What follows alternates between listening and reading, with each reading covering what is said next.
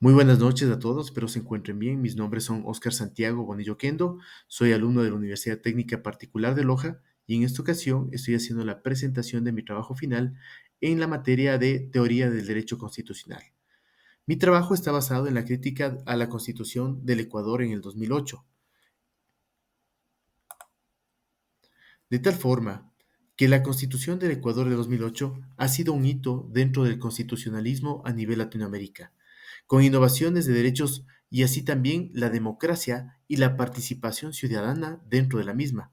Sin embargo, también ha enfrentado fuertes críticas debido a la falta de recursos y sus limitaciones en la práctica.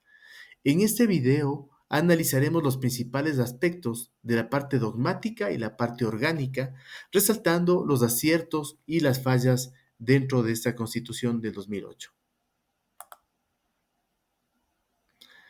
Haciendo el análisis de la parte dogmática, podemos detectar que se reconoce una amplia gama de derechos, entre ellos destaca el derecho al buen vivir, que es el summa causae conocido en nuestra Constitución, garantizando también así el derecho y el acceso a la salud, la gratuidad de la educación hasta un tercer nivel y el acceso a la vivienda y el trabajo digno. Además, el Ecuador fue el primer país en reconocer los derechos de la naturaleza, protegiendo el ecosistema de actividades extractivistas como son los minerales, entre otros recursos propios de nuestro país.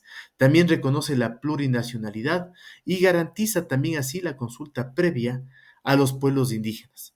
Debemos recalcar lo siguiente: dentro de la práctica estas garantías no siempre se cumplen.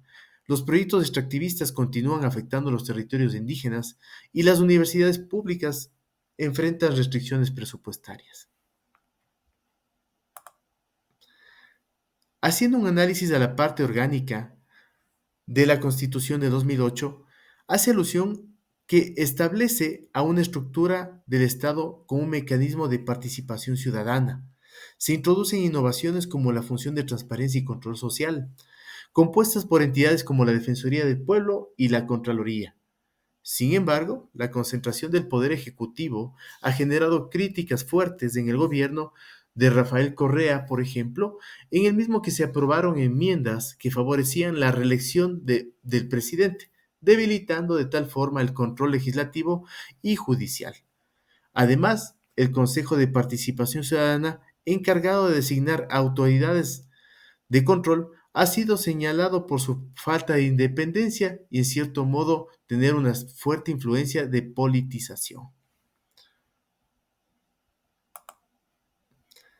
En la parte específica, la dogmática, vale la pena mencionar que existe una desconexión entre los principios proclamados y su aplicación, la falta de presupuesto y la voluntad política limitada, el incumplimiento de los derechos como el derecho a la vivienda y la educación gratuita, a pesar de los mecanismos de control y la concentración del poder en el Ejecutivo, sigue siendo un desafío para la democracia.